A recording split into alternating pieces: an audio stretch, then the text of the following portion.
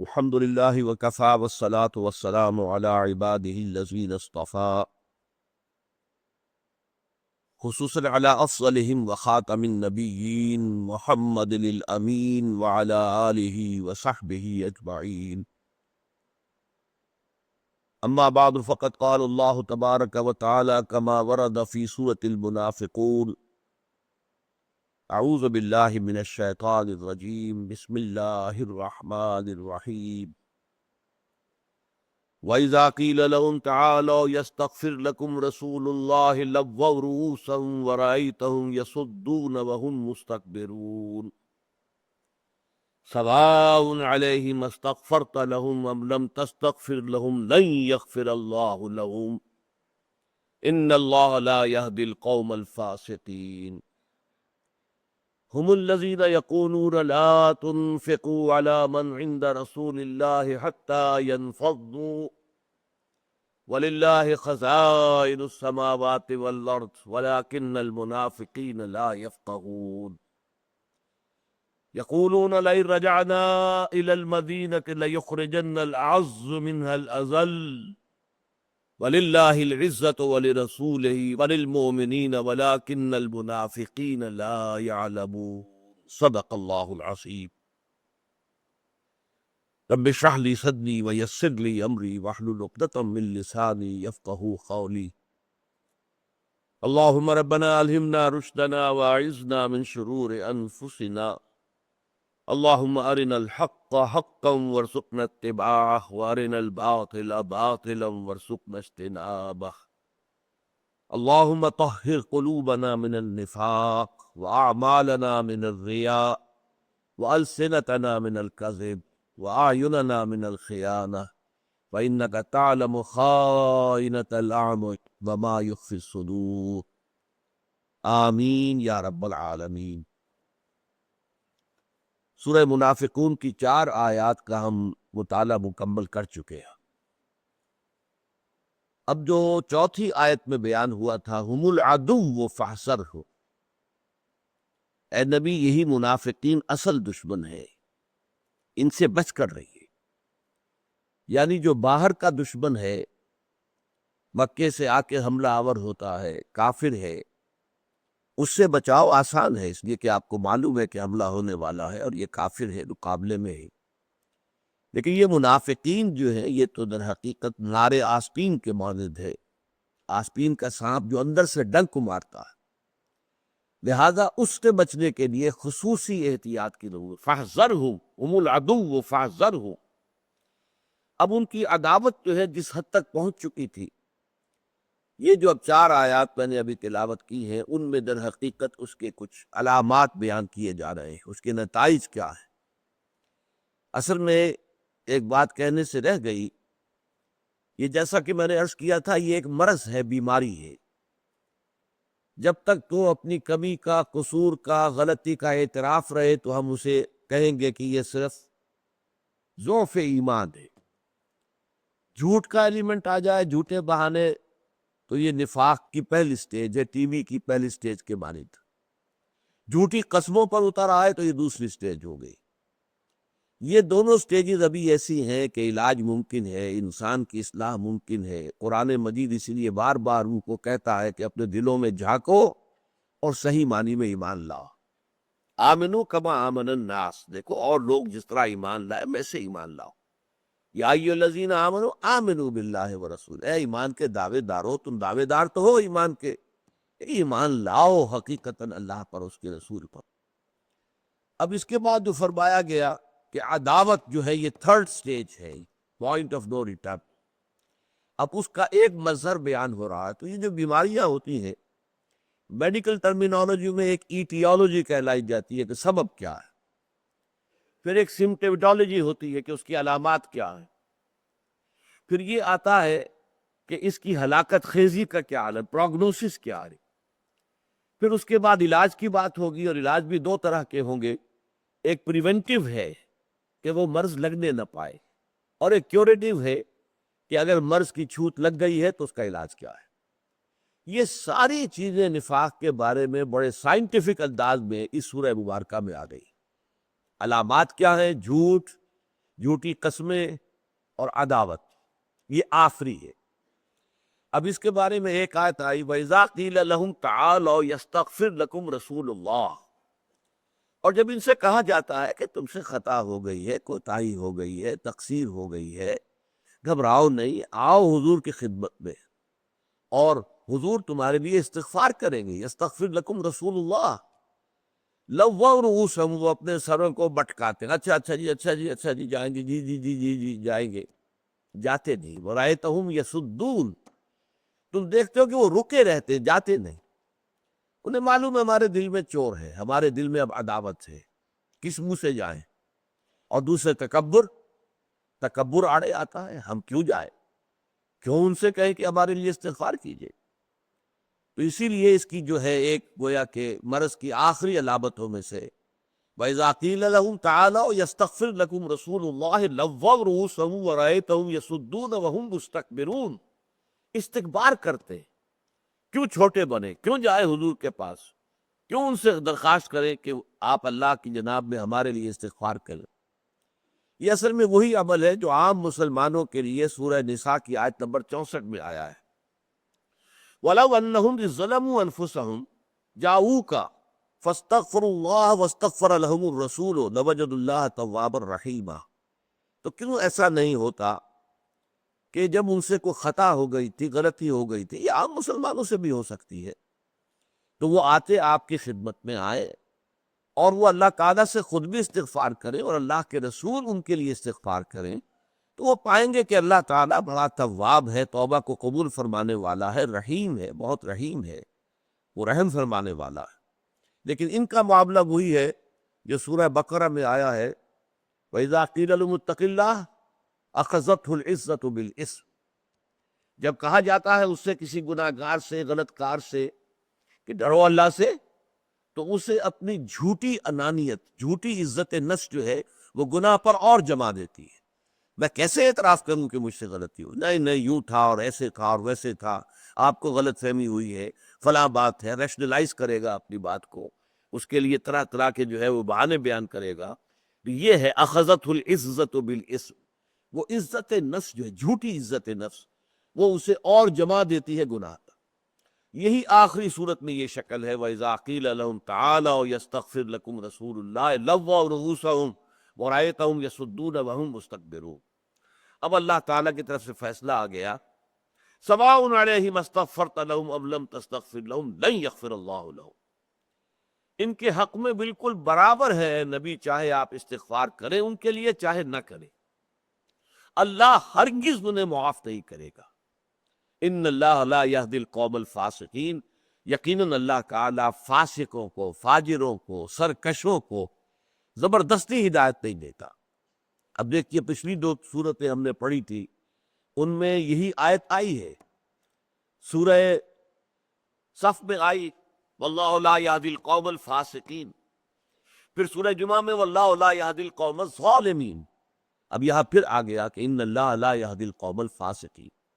اور میں وضاحت کر چکا ہوں ان مواقع پر، اس سے مراد کیا ہے کہ اللہ زبردستی ہدایت نہیں دیتا، ہدایت دیتا ہے اس کو جو ہدایت کا طالب ہو، جس کے دل میں طلب صادق موجود ہے کہ مجھے سیدھا رستہ دکھایا جائے، اہدنا الصراط المستقیم، وہ اللہ تعالیٰ سے گھٹنے ٹیک کر استغفار کرتا ہے، اللہ تعالیٰ اسے راستہ دکھاتا ہے، یہ اللہ کا وعدہ ہے، والذین جاہدوا فینا لنہدینہم سبلنا، لازماً انہیں ہم اپنے راستوں کی رہنمائی کریں گے، انہیں ہم اپنے راستوں کی طرف چلائیں گے۔ لیکن جس میں طلب ہی نہیں ہے، یا اس کے برعکس جس نے فیصلہ کر لیا اپنے ضد کی وجہ سے، عناد کی وجہ سے، دشمنی کی وجہ سے، تکبر کی وجہ سے، حسد کی وجہ سے، تعصب کی وجہ سے، اگر ان کے دلوں کے اوپر مہر لگ گئی ہے تو اللہ زبردستی انہیں ہدایت نہیں دیتا۔ ان اللہ لا یہدی القوم الفاسقین۔ اگلی دو آیتوں میں ایک واقعے کا ذکر ہے اصل میں جو بڑا اہم ہے۔ یہ واقعہ پیش آیا تھا غزوہ بنی المصطلق سے واپسی پر، یہ غالباً سن 6 ہجری کا واقعہ ہے۔ وہاں سے حضور صلی اللہ علیہ وسلم اور مسلمان لشکر جو ہے واپس آ رہا تھا، تو ایک جگہ پر مریسی کے مقام پر وہاں ایک کنواں تھا، تو وہاں پر پڑاؤ ہو گیا کیونکہ پانی موجود تھا۔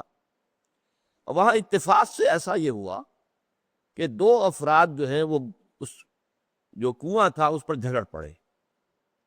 ان میں سے ایک تھے حضرت جہجہ ابن مسعود غفاری رضی اللہ عنہ، یہ حضرت عمر کے ملازم تھے رضی اللہ تعالی عنہ۔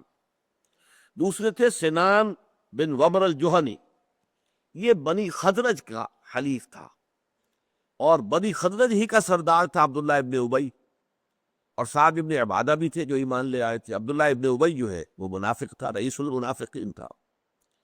یہ جب دونوں جھگڑے تو اب حضرت جہجہ نے آواز دی، یا معاشر المہاجرین، اے مہاجرو آؤ میری مدد کے لیے۔ اور اس نے کہا سنان ابن وبر الجہنی، یا معاشر الانصار، اے انصاریو آؤ میری مدد کے لیے۔ اور یہ جو ایک پکار تھی یہ ایک بڑے جھگڑے کا سبب بن گئی۔ لوگ آ گئے تلواریں کھینچنی، خطرہ ہو گیا کہ کہیں باہمی جنگ نہ ہو جائے۔ حضور کو اطلاع ہوئی، حضور تشریف لائے۔ آپ نے فرمایا ما بال دعوی الجاہلیہ، یہ جاہلیت کی پکار کیسے سن رہا ہوں میں؟ یہ قبائلی معاملہ، یہ قبائلی تعصب، یہ قبائلی عصبیت، یہ تو اسلام کے خلاف ہے۔ ما لکم ولدعوۃ الجاہلیہ، تمہیں کیا ہو گیا؟ یہ جاہلیت کی دعوت دے رہے ہو، قبائلیت کی بنیاد کے اوپر تم ایک دوسرے کو پکار رہے ہو۔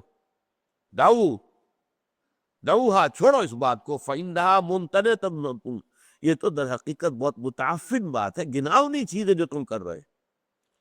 اور اس کے علاوہ وہیں پر جو صورتحال پیش آئی وہ یہ کہ عبداللہ ابن ابی ابن سلول جو منافقین کا سردار تھا اور خزرج کا سردار تھا، وہ آ گیا اس موقع پر، اور اس نے کہا انصار سے کہ دیکھو یہ جو مہاجر ہیں یہ لٹے پٹے آئے تھے، ان کے پاس کچھ نہیں تھا، تم نے انہیں پناہ دی، تم نے انہیں کھانے کو دیا، تم نے ان پر خرچ کیا، اور آج ان کا یہ حال ہو گیا ہے کہ ہمارے منہ کو اور ہے، ہم سے لڑنے کو تیار ہو گئے، ہمارے مقابلے پر آ گئے۔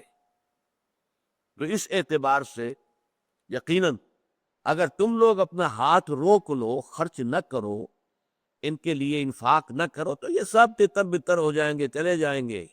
یہ دودھ پینے والے عاشق ہیں، یہ عاشق صادق نہیں ہے محمد کے صلی اللہ علیہ وسلم، بلکہ دودھ پینے والے عاشق ہیں۔ یہ جب تک انہیں کھانے پینے کو مل رہا ہے، جمع ہے، جب وہ رک جائے گا سب بھاگ جائیں گے، منتشر ہو جائیں گے۔ اس کے علاوہ اس نے یہ بھی کہا کہ دیکھو اب ہم مدینے پہنچ جائیں تو جو وہاں عزت والے، اور عزت والے کون ہیں؟ جو مالکان دہ ہیں، جو سنز آف دی سوائل ہیں، جو مدینے کے رہنے والے ہیں اصل، یعنی انصار۔ لَيُخْرِجَنَّ الْأَعَزُّ مِنَ الْأَذَلِ، جو عزت والے ہیں وہ ان ذلیلوں کو وہاں سے نکال کر باہر کر دیں گے، نکال دیں۔ اب یہ جو بات کچھ نہیں، اب ذلیل کے لفظ کا مطلب سمجھ لیجئے، یہ عربی میں ذلیل کہتے ہیں کمزور کو، اردو زبان میں آ کر یہ لفظ جو ہے اس کے اندر ایک اور مفہوم شامل ہو جاتا ہے کمینگی کا، عربی میں وہ نہیں ہے۔ ذلیل جو ہے اس کے معنی کمزور۔ چنانچہ وَلَقَدْ نَصَرَكُمُ اللَّهُ بِبَدْرٍ وَأَنْتُمْ أَذِلَّةٌ، اللہ تعالیٰ نے صحابہ کرام کے لیے بھی لفظ استعمال کیا ہے کہ اللہ تعالیٰ نے بدر میں تمہاری مدد کی تھی حالانکہ تم بہت کمزور تھے۔ اس کے معنی کمزور کے ہیں، لَيُخْرِجَنَّ الْأَعَزُّ مِنَ الْأَذَلِ۔ تو یہ جو واقعہ ہوا، وہاں پر ایک صحابی نوجوان موجود تھے، زید ابن ارقم انصاری، نوجوان تھے بالکل ٹین ایجر۔ تو انہوں نے آ کر حضور کی خدمت میں سارا واقعہ عرض کیا کہ عبداللہ ابن ابی ابن سلول نے یہ کہا ہے، ایک تو یہ کہا ہے کہ اے انصار ہاتھ روک لو، ان مہاجروں پر کچھ خرچ نہ کرو، تو یہ سب منتشر ہو جائیں گے، اور ایک یہ کہا کہ اب ہم جب مدینے جائیں گے، پہنچ جائیں گے، تو جو عزت والے ہیں، جو مالکان دہ ہیں، جو یہاں کے اصل باشندے ہیں، سنز آف دی سوائل ہے، وہ ان کمزوروں کو، ذلیلوں کو نکال کر باہر کر دے۔ تو حضور نے عبداللہ ابن ابی ابن سلول کو بلایا، کیا تم نے یہ بات کی ہے؟ صاف انکار کر گیا کہ آپ کیا کر رہے ہیں، اس چھوٹے سے بچے کی بات پہ اعتبار کر رہے ہیں، میں آپ سے کہہ رہا ہوں میں نے نہیں کہا، یہ سب غلط بات ہے، یہ جھوٹ بول رہا ہے۔ اب حضور کی عادت یہ تھی کہ آپ کوئی شخص جھوٹ بولے اور آپ کو معلوم ہے کہ جھوٹ بول رہا، تب بھی منہ پر یہ کہنا کہ تم جھوٹ بول رہے ہو، یہ آپ کی شرافت اور مروت کے خلاف تھا۔ آپ نے کہا ٹھیک ہے، لیکن ساتھ ہی اس وقت آپ نے فیصلہ کر دیا کہ اب یہاں سے کوچ کرو۔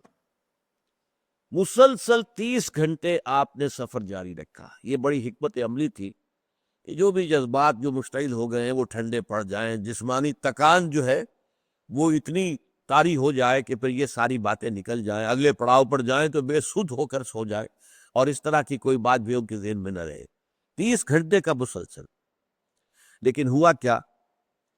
اس کے بعد یہ آیات نازل ہو گئے، اور حضور نے فرمایا لڑکے کے کان سچے تھے، لڑکے نے جو کہا تھا وہ صحیح تھا۔ اب وہ آیات کیا ہے؟ ہم الذین یقولون، یہی ہے وہ لوگ جو کہتے ہیں، ہم الذین یقولون لا تنفقوا علی من عند رسول اللہ، مت خرچ کرو ان پر جو اللہ کے رسول کے گرد جمع ہو گئے ہیں، یہ بھک منگے ہیں، بیکاری ہیں، تمہارے خرچ کرنے کے اوپر ہی سارا ان کا دار و مدار ہے۔ حتیٰ ینفضوا، یہاں تک کہ وہ چلے جائیں گے، اپنے اپنے گھروں کی راہ لیں گے۔ یہ جو جمع ہے یہ کو در حقیقت کسی محبت رسول یا اللہ کے دین کے ساتھ خلوص و اخلاص کی وجہ سے جمع نہیں۔ فرمایا وَلِلَّهِ خَزَائِنُ السَّمَاوَاتِ وَالْأَرْضِ، حالانکہ اس بدبخت کو معلوم نہیں ہے آسمانوں اور زمین کے سارے خزانے اللہ کے ہاتھ میں۔ وہ جس طرح چاہے گا اپنے اہل ایمان کو رزق پہنچائے گا، ان کی ضرورتیں پوری کرے گا، اور ان کے لیے راستے کھول دے گا۔ وَيَرْزُقْهُ مِنْ حَيْثُ لَا يَحْتَسِبُ، یہ تو ایک موقع اللہ نے انصار کو دیا ہے کہ وہ ان کی مدد کر کے وہ در حقیقت آخرت میں اپنے درجات کو بلند کر رہے ہیں۔ وَلِلَّهِ خَزَائِنُ السَّمَاوَاتِ وَالْأَرْضِ وَلَٰكِنَّ الْمُنَافِقِينَ لَا يَفْقَهُونَ، لیکن ان منافقوں کو یہ تو سمجھ نہیں ہے، وہ جانتے نہیں۔ ایمان حقیقی ہوتا تو انہیں معلوم ہوتا کہ رازق اللہ ہے، وہ ایمان حقیقی ہے نہیں، تو وہ یہ سمجھ رہے ہیں کہ ان کی ضرورتیں جو ہمارے ذریعے سے پوری ہو رہی ہیں تو گویا کہ ہم ہی ان کے رازق ہیں۔ تو اللہ تعالیٰ نے اس کی طرف سے ان کا پول بھی کھول دیا کہ یہ کہا ہے انہوں نے، یہ جو جھوٹ بول رہے ہیں کہ ہم نے نہیں کہا، در حقیقت انہوں نے یہ کہا۔ اچھا، اس کے بعد جو دوسرا جملہ تھا، یقولون لئن رجعنا الی المدینۃ لیخرجن الاعز منها الاذل، کہتے ہیں کہ اگر ہم مدینے پہنچ گئے، مدینے پہنچنا ہمیں نصیب ہو گیا، ابھی تو سفر میں ہے نا، تو وہاں پر جو عزت والے ہیں، مالکان دہ ہے، سنز آف دی سوئل ہے، وہ ان لوگوں کو جو باہر سے آ کر یہاں پر بھک منگے، کمزور، بھوکے، ننگے، انہیں یہاں سے نکال باہر کرے۔ اس پر اللہ کا تبصرہ کیا ہوا؟ وَلِلَّهِ الْعِزَّةُ وَلِرَسُولِهِ وَلِلْمُؤْمِنِينَ وَلَٰكِنَّ الْمُنَافِقِينَ لَا يَعْلَمُونَ، حالانکہ عزت تو کل کی کل اللہ کے لیے، یا اس کے رسول کے لیے، یا اہل ایمان کے لیے۔ یہ بڑا یہاں پر ایک اہم مقام ہے کہ اہل ایمان کو بھی جمع کیا گیا ہے اللہ اور رسول کے ساتھ۔ وَلِلَّهِ الْعِزَّةُ وَلِرَسُولِهِ وَلِلْمُؤْمِنِينَ وَلَٰكِنَّ الْمُنَافِقِينَ لَا يَعْلَمُونَ، لیکن ان منافقوں کا اس کا علم نہیں۔ اب جب یہ آیات نازل ہو گئی تو حضرت عمر نے عرض کیا کہ حضور مجھے اجازت دیجئے کہ میں عبداللہ ابن ابی کی گردن اڑاؤں۔ لیکن حضور نے کہا کہ عمر، دنیا کیا کہے گی کہ اب محمد نے اپنے ہی آدمیوں کو قتل کرنا شروع کر دی، اس لیے کہ بظاہر تو وہ مسلمان تھا، منافق بھی فار آل لیگل پرپسز مسلمان ہوتا، اور اس میں جیسا کہ میں نے کئی مرتبہ بتایا ہے کہ غزوہ تبوک سے واپسی پر ان کے خلاف اقدام ہوا ہے، اس لیے کہ سورہ توبہ میں بھی اور سورہ تحریم میں بھی وہ آیت آ گئی، یا ایھا النبی جاہد الکفار والمنافقین واغلظ علیہم، سختی کی تھے۔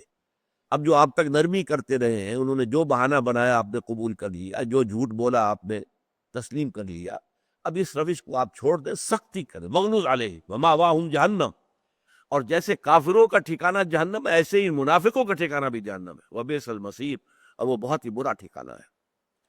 اس کا میں چاہتا ہوں کہ آپ جو ہے اصل پس منظر سمجھ لیں۔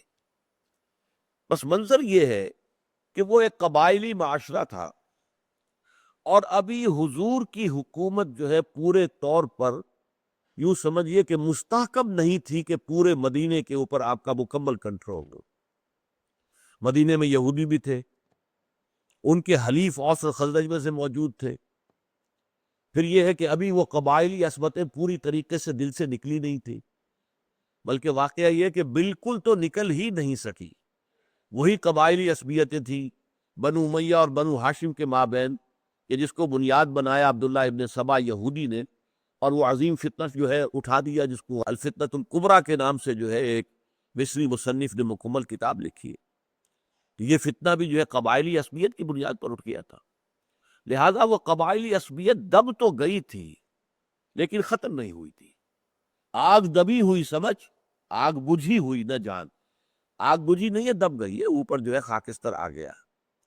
اب اس معاشرے کے اندر کوئی اقدام کرنا وہ در حقیقت ہو سکتا تھا کہ جو قبائلی جو عصبیت ہے اس کو بھڑکا دے۔ لہذا حضور صلی اللہ علیہ وسلم نے اس معاملے کے اندر حکمت عملی کے تحت منافقین کی ساری زیادتیوں کو برداشت کیا، اور آپ نے ان کے خلاف کوئی اوپن قدم نہیں اٹھایا۔ اب اسی سفر میں وہ واقعہ بھی ہوا جس پر سورہ نور کی ابتدائی جو آیات ہے وہ نازل ہوئی۔ حضرت عائشہ رضی اللہ تعالی عنہا پر جو تہمت لگی کہ اسی سفر میں ایک مقام پر جہاں پڑاؤ تھا تو حضرت عائشہ بہت دبلی پتلی ہلکی پھلکی تھی، تو جو ان کا ہودج تھا جس کے جو کو اٹھا کر جب چلتے تھے تو اونٹ پر رکھ دیتے تھے، اور جب پڑاؤ ہوا تو اونٹ پر سے اتار کر اور اسے زمین پر رکھ دیا۔ حضرت عائشہ کو پیشاب کی حاجت ہو گئی تو آپ ذرا قافلے کا جو بھی پڑاؤ تھا اسے ذرا ہٹ کر ایک جگہ گئیں تاکہ وہ اپنی حاجت پوری کریں۔ اب وہاں کچھ دیر لگ گئی، اور ساتھ ہی آپ کا کوئی وہ ہار تھا وہ گر گیا۔ واپس آئی تو دیکھا ہار نہیں ہے، پھر گئیں واپس اسی جگہ پر۔ اتنی دیر میں نقارہ بج گیا اور کوچ کا حکم ہو گیا، چلو اب یہاں سے۔ لہذا وہ حمال جو آئے انہوں نے ہودج اٹھایا، انہیں احساس ہی نہیں ہوا کہ اس کے اندر حضرت عائشہ موجود نہیں ہے، وہ خالی ہودج جو ہے وہ اونٹ پر رکھا اور چل پڑی۔ اب حضرت عائشہ جب واپس آئی تو دیکھا کہ وہ تو قافلہ فوج جو ہے وہ تو جا چکی۔ انہوں نے بڑی حکمت عملی سے کام لیا، بجائے اس کے کہ پیچھے دوڑتی وہیں بیٹھ گئی کہ جب بھی دیکھیں گے کہ میں نہیں ہوں تو آئیں گے اور یہی آئیں گے تلاش کرنے کے لیے، اور اسی میں ان پر اونگ آ گئی، سو گئی۔ اب سو گئی تو چہرہ کھل گیا۔ اب صفوان ابن معطل ایک صحابی تھے جن کی ڈیوٹی یہ ہوتی تھی کہ وہ فوج کے پیچھے ذرا فاصلے پر وہ آتے تھے، پیچھے پیچھے، کہیں کوئی گری پڑی شے رہ گئی ہو، کہیں کوئی بیمار ہو مجاہد اور وہ چل نہ سکا ہو اور کہیں گر گیا ہو اور کہیں پر لیٹ گیا ہو، تو وہ اس کی خبر گیری کرنے کے لیے پیچھے پیچھے آتے تھے۔ وہ آئے تو انہوں نے دیکھا وہ گشری سی پڑی ہوئی ہے زمین کے اوپر۔ قریب آ کر دیکھا تو چونکہ اس وقت تک حجاب کا حکم نہیں آیا تھا، یہ حضرت عائشہ نے واقعہ بیان کرتے ہوئے خصوصاً ذکر کیا، کیونکہ اس وقت تک حجاب کا حکم نہیں آیا تھا، اور صفوان نے مجھے دیکھا ہوا تھا، پہچان لیا اس نے، یہ تو عائشہ ہے، زوجہ رسول صلی اللہ علیہ وسلم۔ انہوں نے انا للہ و انا الیہ راجعون پڑھا تو ان کی اس ترجیح پہ ان کی آنکھ کھل گئی۔ انہوں نے فوراً اپنا چہرہ ڈھانپا، پھر حضرت صفوان نے اپنا اونٹ بٹھا دیا، اس اونٹ کے اوپر حضرت عائشہ سوار ہو گئی، وہ اپنے اونٹ کی پکڑ کر جو ہے نکیل، اور وہ آئے اور لشکر میں مل گئے۔ اب یہاں عبداللہ ابن ابی نے دیکھ لیا کہ حضرت عائشہ آ رہی ہیں اور صفوان کے ساتھ آ رہی ہے، اور یہ ظاہر بات ہے کنہا رہی ہے اس کے ساتھ، اس لیے کہ اور تو کوئی آدمی تھا ہی نہیں۔ انہوں نے شور مچا دیا، خدا کی قسم یہ تمہارے رسول کی بیوی بچ کر نہیں آئی ہے، بلکہ گویا کہ زنا کا الزام لگایا کہ یہ یقیناً کوئی حرکت غلط کر کے آئی۔ اس پر طوفان اٹھ گیا، اور یہ بات ہے کہ کوئی ایسی چیز جو ہے اس کو اگر عام کر دیا جائے تو اچھے بھلے لوگ بھی مان لیتے ہیں، انسان کی کمزوری اس میں ہے۔ کسی کی آپ اچھائی بیان کریں تو لوگ شک کریں گے، اجی ایسے ہی کوئی زیادہ ہی متاثر ہو گئے ہیں، یہ زیادہ ہی ان کا خیال ہو گیا ہے، کوئی ایسی بات نہیں ہے۔ لیکن کسی کی برائی ہو تو فوراً انسان قبول کرتا، ہاں ایسا ہوگا۔ تو مخلص صحابہ بھی اس میں شریک ہو گئے۔ لہذا حضور صلی اللہ علیہ وسلم پر وہ وقت ایک مہینے کا، جب تک کہ آیات نازل نہیں ہو گئی سورہ نور کی جو ہے، جس میں کہ حضرت عائشہ کی برات کا اعلان ہو گیا، اس وقت تک آپ نے تعلق منقطع رکھا حضرت عائشہ سے۔ حضرت عائشہ صدمے کی وجہ سے سوکھ کر کانٹا بن گئی، تو پھر ان سے جب آیات اتر آئی، لیکن یہ جو بات بتانا چاہ رہا تھا وہ رہ گئی کہ حضرت عمر نے پھر کہا کہ حضور مجھے اجازت دیجئے میں اس بدمعاش عبداللہ ابن ابی کی گردن اڑا دوں۔ لیکن وہاں کیا ہوا، اتفاق سے حضرت سعد ابن عبادہ بھی موجود تھے، سعد ابن معاذ بھی موجود تھے، بلکہ یہ حضرت سعد ابن معاذ نے کہا اب یہ نوٹ کیجئے کہ سعد ابن معاذ جو ہے یہ قبیلہ اوس کے سردار تھے، سعد ابن عبادہ قبیلہ خزرج کے سردار تھے، دونوں صاحب ایمان تھے۔ جب کہا حضرت سعد ابن معاذ نے کہ حضور مجھے اجازت دیجئے کہ میں اس عبداللہ ابن ابی کا جو ہے سر اڑا دوں، تو سعد ابن عبادہ کھڑے ہو گئے، ہاں تم یہ اس لیے کہہ رہے ہیں کہ وہ خزرج کا آدمی ہے، تم اوس کے ہو نا اور وہ خزرجی ہے، اس لیے کہہ رہے ہیں۔ تو ان میں آپس میں کوئی نزاع شروع ہوا تو حضور نے فرمایا چھوڑو اس مسئلے کو، دفع کرو، بس جاؤ تم لوگ۔ یہ ہے اصل میں وہ پس منظر کہ قبائلی عصبیتیں بالکل ختم نہیں ہوئی تھی، دب گئی تھی، لیکن یہ منافقین انہیں ابھارتے تھے، ابھار کر فساد کرنے کی کوشش کرتے تھے، چاہتے تھے کہ مسلمان آپس میں لڑ پڑے، جب لڑ پڑیں گے تو ان کی ہوا اکھڑ جائے گی، ان کا روب ختم ہو جائے گا، اور وہ کام جو ہم چاہتے ہیں کہ یہ دعوت ناکام ہو جائے اور یہ رسوا ہو جائیں مسلمان اور ان کے قائد کی حیثیت سے محمد رسول اللہ صلی اللہ علیہ وسلم بھی، وہ مقصد حاصل ہو جائے گا۔ یہ ہے 3 واقعات۔ نمبر 1، جب ان سے کہا گیا کہ آؤ رسول کے حضور میں حاضر ہو جاؤ صلی اللہ علیہ وسلم، اپنی خطا کا اعتراف کر لو، تو تم بھی اللہ سے استغفار کرو، اللہ کے رسول بھی استغفار کریں گے، اللہ تمہیں معاف فرما دے۔ تو وہ اپنی اکڑ میں، اپنے تکبر میں، اپنے غرور میں، اپنی سرکشی میں اپنے سروں کو مٹکا کر اچھا جی ٹھیک ہے جی ٹھیک ہے جی آئیں گے جی، لیکن جاتے نہیں رہے، تو ہم یسدون وہم مستکبرون۔ اور اس میں وہ حکم سنا دیا گیا، سواء علیہم استغفرت لہم ام لم تستغفر لہم لن یغفر اللہ لہم ان اللہ لا یہدی القوم الفاسقین۔ یہی آیت ہے جو مزید ترقی پا کر سورہ توبہ میں آئی ہے، استغفر لہم او لا تستغفر لہم ان تستغفر لہم 70 مرۃ لن یغفر اللہ لہم۔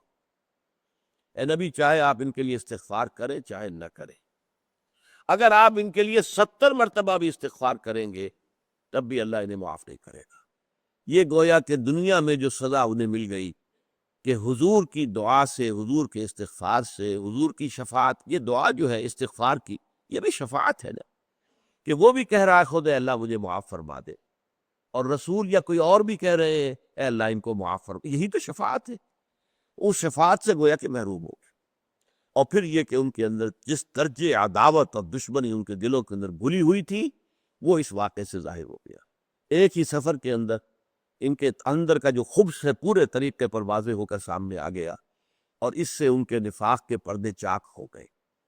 تو یہاں تک تو یوں سمجھیے کہ علامات اور آخری علامات کہ جہاں پر پہنچ کر کے مرض لا علاج ہو جاتا ہے، تیسری سٹیج میں آ گیا۔ پہلے جھوٹے بہانے فرسٹ سٹیج، کیوریبل ہے، ابھی علاج ہو سکتا ہے۔ جھوٹی قسمیں سیکنڈ سٹیج، اس موقع پر بھی ابھی اصلاح کی گنجائش ہے۔ لیکن نمبر 3 جب عداوت پیدا ہو گئی، دشمنی پیدا ہو گئی، تو اب یہ مرض اپنی اس انتہا کو پہنچ چکا ہے کہ اب ہلاکت، دنیا میں رسول کے استغفار اور شفاعت سے محرومی، آخرت میں ان المنافقین فی الدرک الاسفل من النار، یہ منافق جو ہے جہنم کے سب سے نچلے طبقے میں ہو گئے۔ بارک اللہ لی ولکم فی القرآن العظیم ونفعنی وإیاکم بالآیات والذکر الحکیم۔